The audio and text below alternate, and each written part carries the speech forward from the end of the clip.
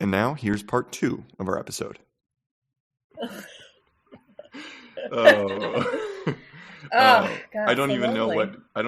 what how to score your intro to this song. There's so many things to take into account, but I think suffice it to say, I'll give you One load. I'll give you the full load. Yep, one load. That is what you get. But to what you were saying about the humor element of this, it's like, is this a funny album to you? Yes, but I don't know if it's always. I can't tell in the moments when it's supposed to be tongue in cheek and when it's just like bad funny.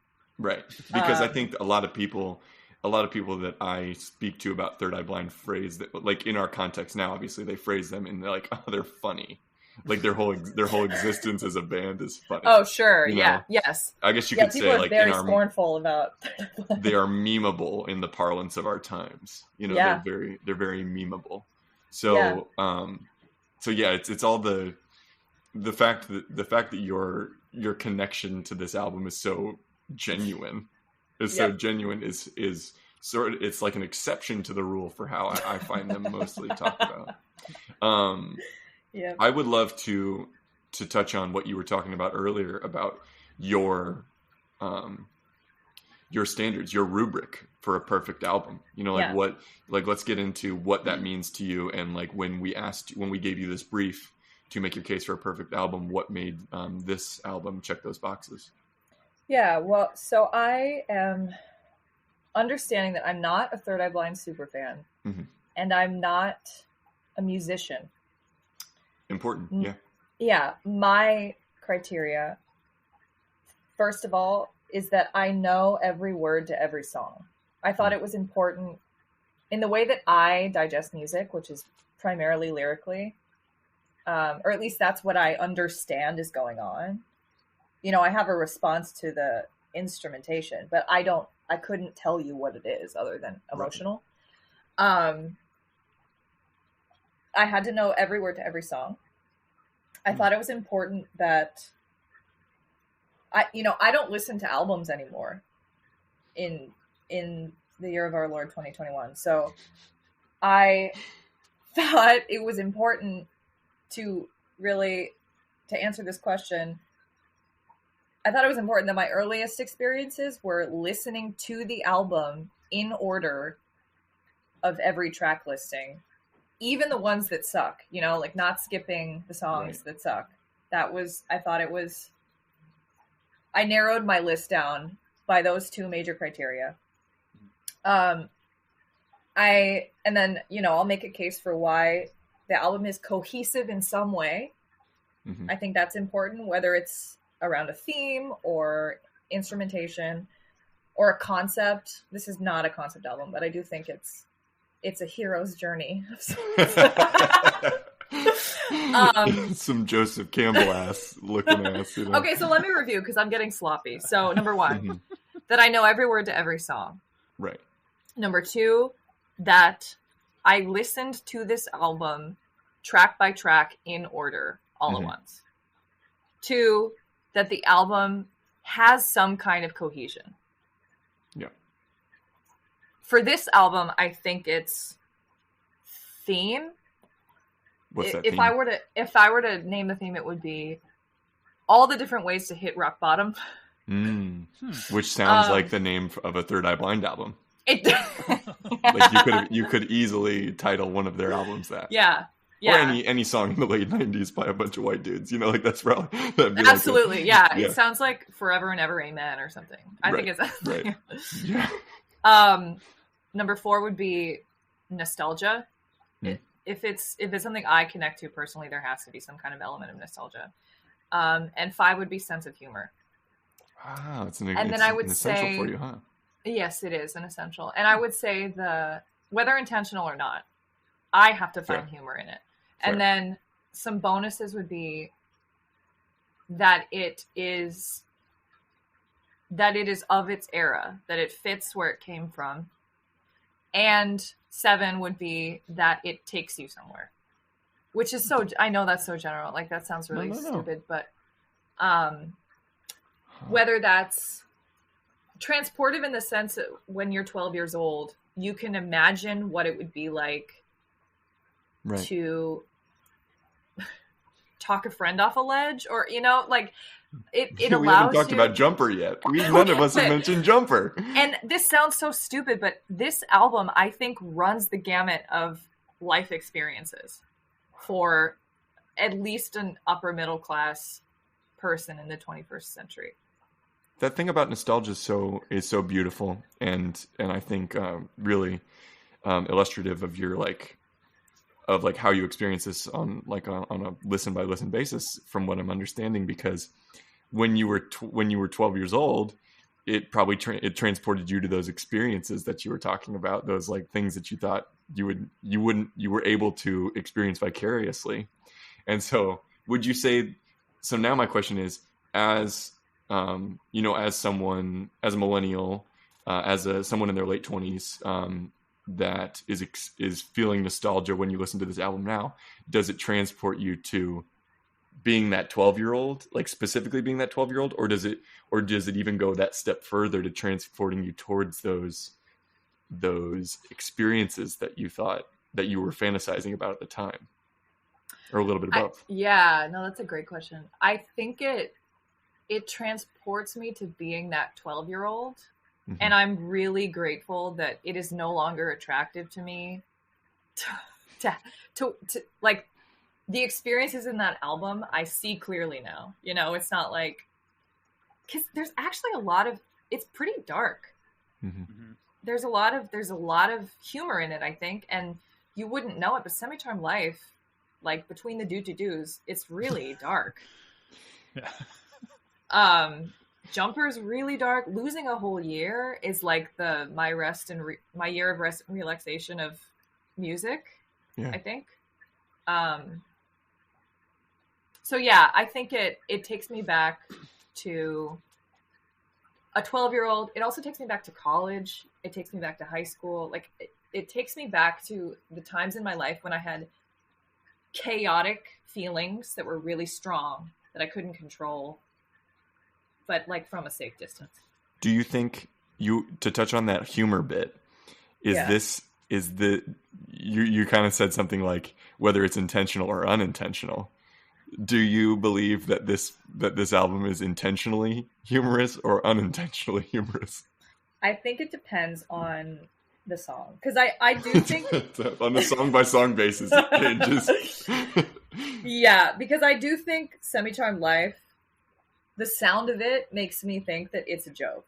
There are, he is playing around with, I don't know, something. Yeah. But there's a line in, I think it's I Want You. I should find it. I don't know. There are some really terrible. There are some terrible ones. Are you pegging that as one of the stinkers on the album? I Want You? Yeah. Okay. Yeah, that was my gut feeling too. One of the things that's come up with a lot of these albums is some people do believe that in order for something to be a perfect album, it has to be no skips. It has to be you listen to this. I disagree. Yeah. Okay. Yeah. Yeah. So, well, and why? I guess why if an artist has created an album in total, a total work of art, of music, or whatever you want to call it, why is it okay to skip things and still have it be a perfect album? That's the question, isn't it? I don't know if I could name an album that I wouldn't skip a song on. I don't. Oh, wow. I don't know Hot if take. in my yeah. I don't think it exists for me personally. So if I were to set that standard, there wouldn't be one. Oh, there's our moving goalposts, right? There's our moving goalposts of perfection. Yes. You listen to Fit or Happier every time.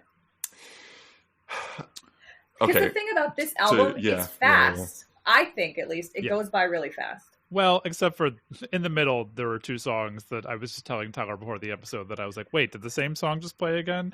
It slows down a little bit in the middle. Are the same songs Burning Man and Thanks a Lot? Yes, they are. You named it.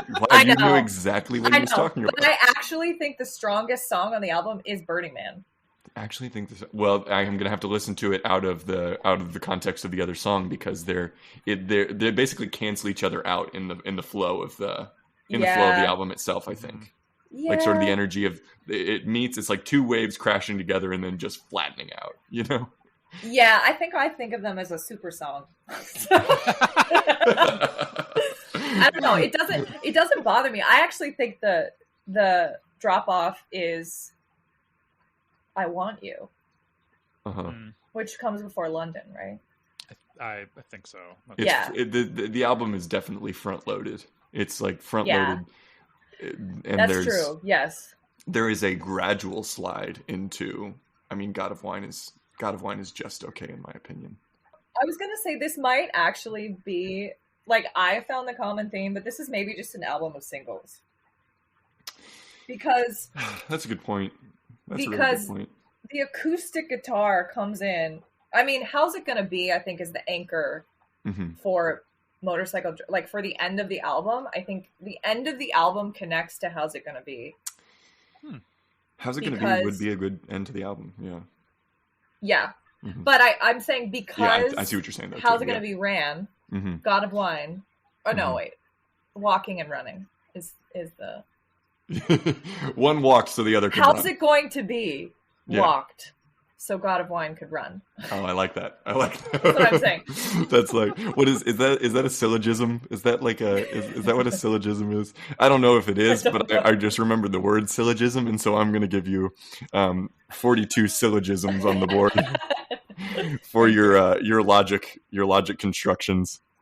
And I was trying to think this morning, if I were going to introduce a song from this album to someone who had never heard it before, which song would I pick? Like, which song would I not be embarrassed to share? Which song would not show my hand too much? Which song do I That's a great question. Is the most, I don't know, dynamic? Yeah. And I thought that is the song. I think that's Burning Man.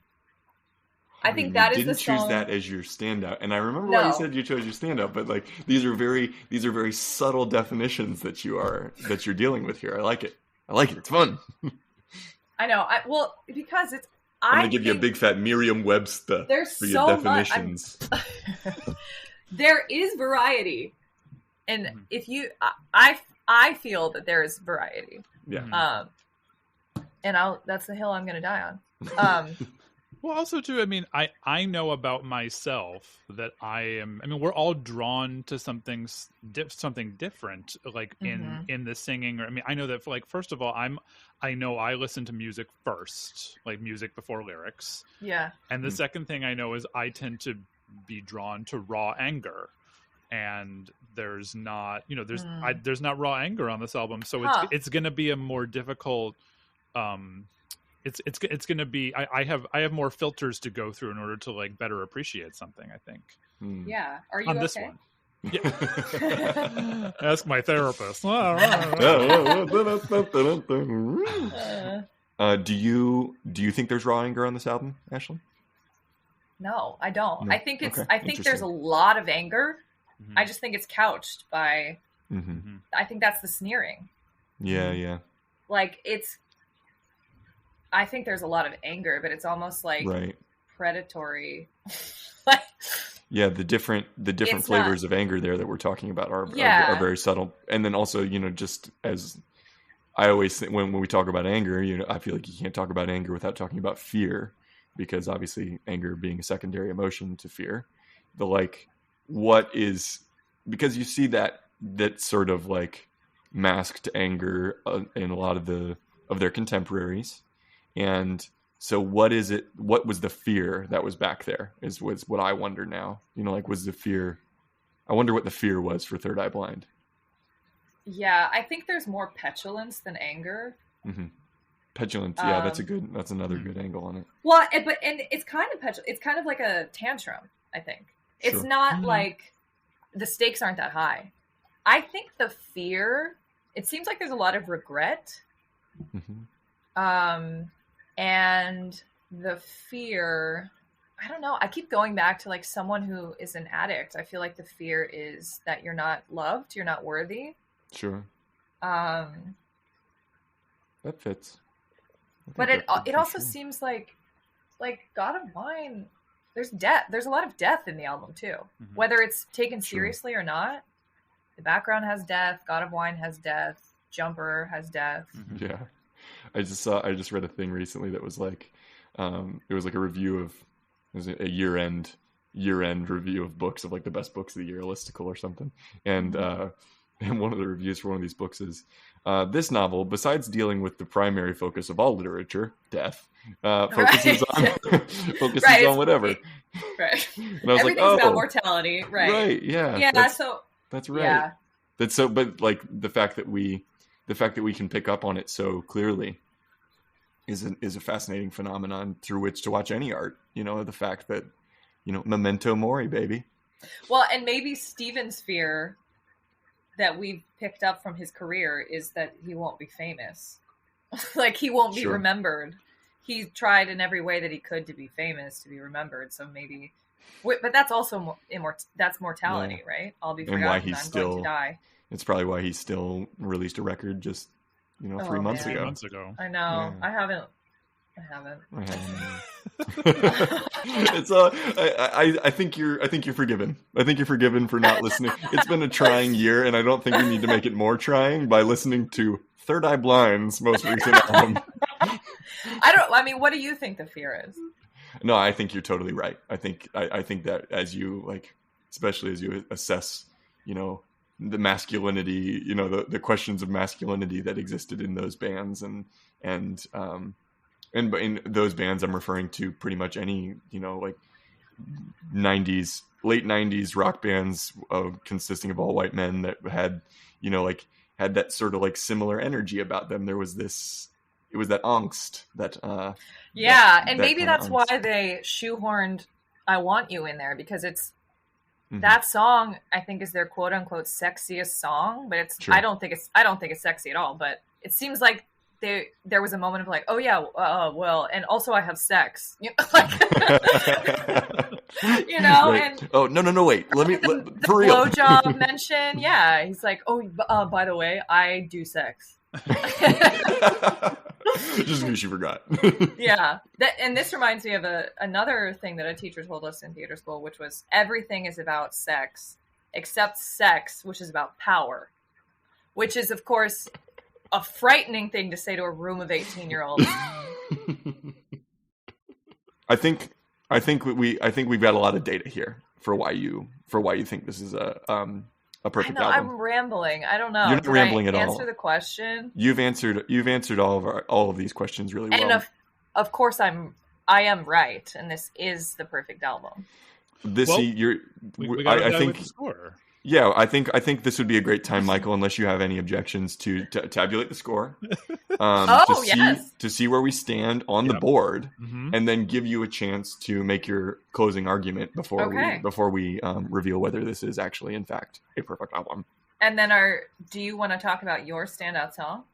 Oh yeah, that'll be the cherry on top. That'll be the cherry on top. Great. Let's So here's the board as it stands right now. For your 60-second beginner's guide to Third Eye Blind, Michael, you received 1,000 miles. That was that was in reference to him. Into what's her name? Which one was she again? Vanessa Carlton. She's Vanessa Carlton. Bless her. Not Michelle. I know. Not Michelle Branch. No. Vanessa Carlton. Or Natalie Imbruglia. No. Nor Natalie Imbruglia. So there are your 1,000 miles, Michael. Congratulations and well done. And then working backwards from the, you got one big Merriam-Webster for your definitions. And how clear your definitions were in this argument you made. You made it very clear what terms you were using and the different kinds of anger. Me? So that was good. Or Yes, Michael? you did. Oh, no, okay. we're on to you now, Ash. Thank you. Then you got 42 syllogisms for reminding me of the fact that syllogisms exist, even if you didn't actually make reference to a syllogism. You got one load. You got three. You got three daddies. You got 2,500 points for mentioning that Stephen could have potentially become a surfer's agent after graduating from Berkeley. Kelly Slater's agent. And then, you first started things off you couldn't have started off in a stronger way by getting one big Natalie Imbruglia on the board for sounding like her lyricist. So all things considered, you made a very strong case. And so I think this is your moment to make your closing argument. Tell the people briefly why, Ash? Why is Third Eye Blind a perfect album? I'll tell you why. Dear listener, you are going to die. Someday, you are going to die. Memento mori, baby. Yeah, you are. It's going to happen. And so before you go out, why don't you enjoy the ride? Okay, scratch all of that. No, to add to that, yes, pivoting. Of course. It was important stuff. In conclusion, number 1, did you listen to the album as an album, every single track? Now, by this criteria, I didn't skip, right? Mm-hmm. Doesn't mean that there aren't skippers. Fair Number enough. 2. Fair enough. That you know every word to every song. I would add that you can name every track in order. For sure. Number 4, that the album has some kind of cohesion. Except for I Want You. But it is important to remember that Stephen Jenkins does sex. Number 5, there has to be a sense of nostalgia or dreaming or daydreaming or something to that effect. And number 6, a sense of humor. So, which I had loads of, yeah. Yeah. I think listening to music should be fun. And that's why I think a sense of humor is important. So I think it should be fun. It should make you laugh at least once, or smile, or scoff. I like that. Much like life. I think it should be an imaginative experience. It should make you feel something. Mm-hmm. Even shame. And it should take you somewhere. So I think it should both take you somewhere. Yeah, it should transport you somewhere in the album, and it should also transport you somewhere in your life. Nice. And yeah. Yes, and I think it should also make you daydream about the past and the future. Okay. I like that. And you believe in Ashlyn Lozano. I believe that album is Third Eye Blind by Third Eye Blind. 1997. Well said. And that's the consideration you put into this is very clear, and I appreciate the data that you brought in. So thank you for that. I knew that this was going to be an uphill battle, and I tried, to the best of my ability. I tried. It worked to your benefit, trust me. All right, well, Michael, a final case was made. You know the board. Mm-hmm. Tell me, is Third Eye Blind by Third Eye Blind a perfect album? I think I'm making my judgment based on two particular criteria that you mentioned, which is that it should make you feel something and that it should transport you somewhere, and that I am always a fan of when an album can bring someone to a different place and they have such a substantial and just inseparable memory from the album. So if music can have that sort of effect on someone, then as far as I'm concerned, that in fact, F-A-C-T, fact, makes it a perfect album. Oh, yes. Yeah. Well done, Ash. Oh, well done. And I'm going to quote you on that. Michael Lazinski believes it's going to be on the back of your memoir. Third Eye Blind is the perfect album. I said a perfect album. I did not say the perfect album. Have you said no to anyone yet? Not yet. Not yet, but we're open to it. We're tough cookies. We're tough cookies. Well, well done. I would say if someone brought in like a Rob Zombie album, they may have an uphill battle for that. But again, you never know. Like, we'll take all perspectives. We'll take all perspectives. Yeah. Yeah. Ashlyn, thank you so much for doing this. This is seriously, this is the bomb. I love you. Thank you so much for letting me talk at length about Third Eye Blind. My Third Eye Blind. Of course. I cannot believe you've done this to yourself. It was a wonderful opportunity to revisit something that I probably would not have revisited if it was up to me.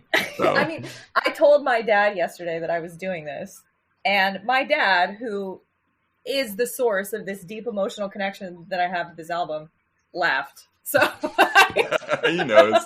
He knows. He totally knows. He knows. But he also gets it. Right, clearly. So he clearly does. Yeah. The man knows what's good. Yeah. Exactly. Well, Tyler, should we leave our listeners with what we believe to be the standout track of the album? Absolutely, we should. And I will let the viewers know that I think this is the song that Michael and I chose, and we think that we hope you'll enjoy it. It is How's It Gonna Be? Yeah, that's the standout track. Thanks for joining us, everyone, and we will see you next time. Bye. Bye.